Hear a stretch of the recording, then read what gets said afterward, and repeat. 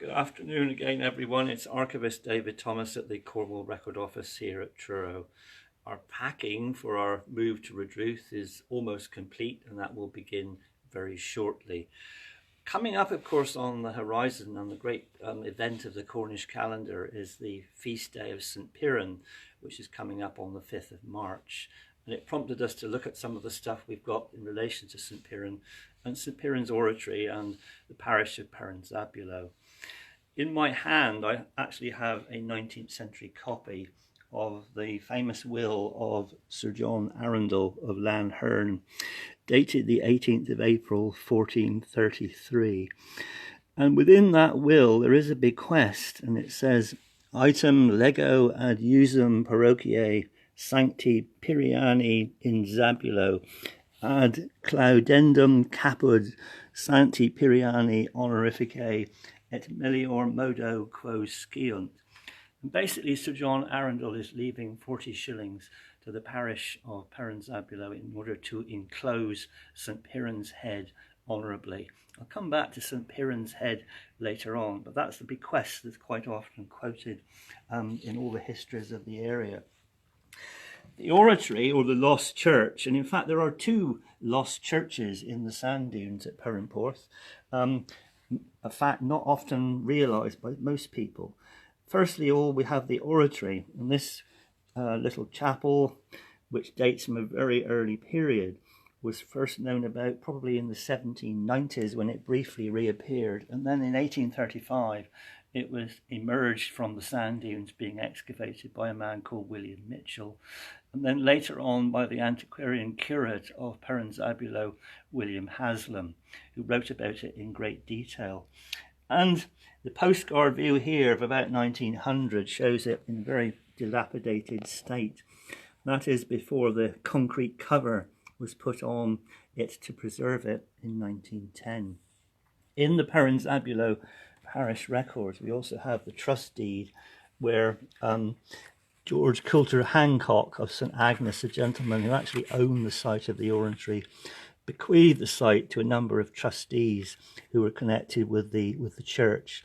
So we have Stamford Raffles Flint, a canon of Truro Cathedral, the vicar of St Clement's, John Davis Ennis of Ennis in St Gluvius, and various other worthies. And this was the time, one of the clauses of this deed was that they build a cover to protect the Oratory, which was done in 1910. And this was the cover that was in fact removed from the Oratory in about 1980, and the Oratory was reburied.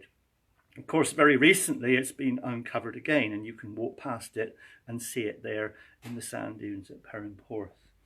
I mentioned the two churches of St Piran.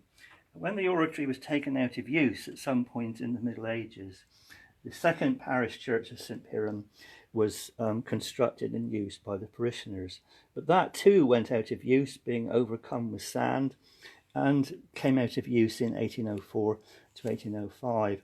And in the church burial register, the long-serving clerk of Perranzabulow parish, Perran Cook, notes that on the 13th day of May 1804 was the last time of divine service in Perran Old Church. It's quite nice if you turn on in the book, because the left-hand page here is Perran Cook's writing, and around about the time of that May in 1804 his writing stops and another hand takes over compiling the register.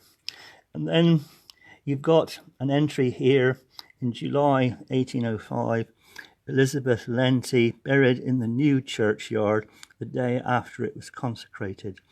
So you have the Oratory and the second church, and then this is the burial register for the old church leading into the new church.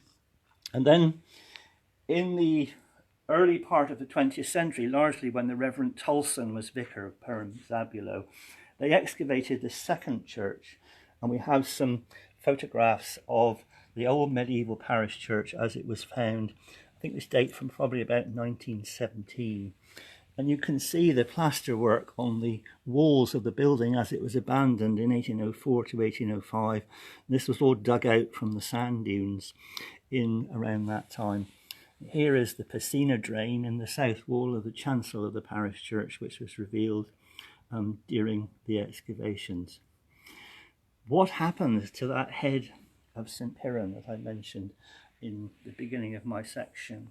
Well, in 1910, when the oratory was excavated before the cover was put on, a human head, still with skin attached to it, was found in a slit cyst near the altar of that church.